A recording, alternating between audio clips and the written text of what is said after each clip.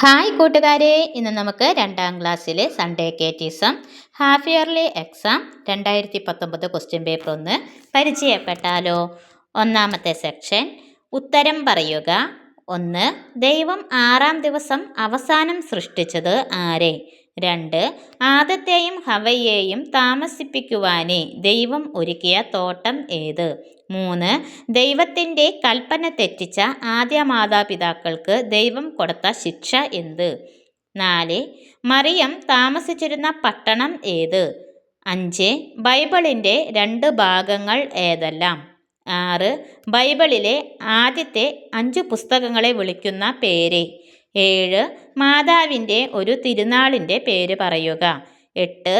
അധ്യായങ്ങൾ ക്രമമല്ലാത്ത പഴയ നിയമ പുസ്തകം ഏത്? 9. പഴയ നിയമ ഗ്രന്ഥങ്ങളെ എത്രയായി തരംതിരിച്ചിരിക്കുന്നു? ഇനി അടുത്തത് 2ാമത്തെ സെക്ഷനാണ്. പൂരിപ്പിക്കുക.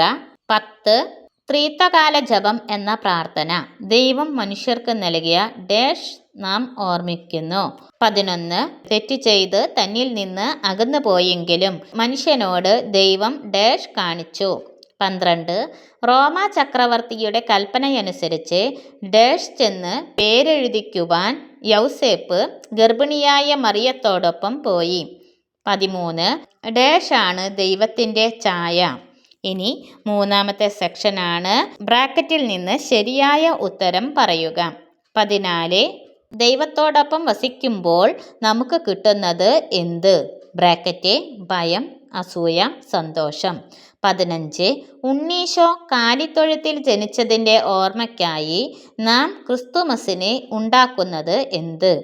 ബ്രാക്കറ്റ് കാൽവരി, പുൽക്കൂട്, പ്രദക്ഷിണം. 16.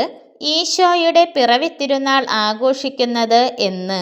ബ്രാക്കറ്റ് ആഗസ്റ്റ് 15, ജനുവരി 1, ഡിസംബർ 25. 17.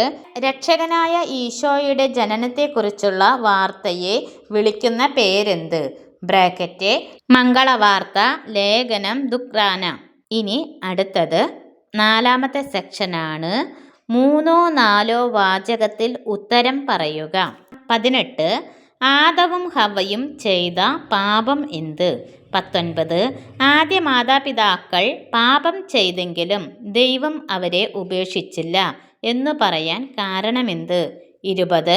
ദൈവത്തിൻ്റെ വാക്കു സ്വീകരിച്ചുകൊണ്ട് മറിയം പറഞ്ഞതെന്ത്? 21. ഈശോ ജനിച്ചപ്പോൾ മാലാഖമാർ ദൈവത്തെ സ്തുതിച്ചത് എങ്ങനെ? 22. സാധാരണ ത്രിസന്ധ്യാജപം ചൊല്ലുക, അല്ലെങ്കിൽ മനുഷ്യൻ്റെ അന്ത്യങ്ങൾ പറയുക. ഓക്കെ കൂട്ടുകാരെ, ഇനി നമുക്ക് മറ്റൊരു വീഡിയോയുമായി നാളെ വീണ്ടും കാണാം. ബൈ.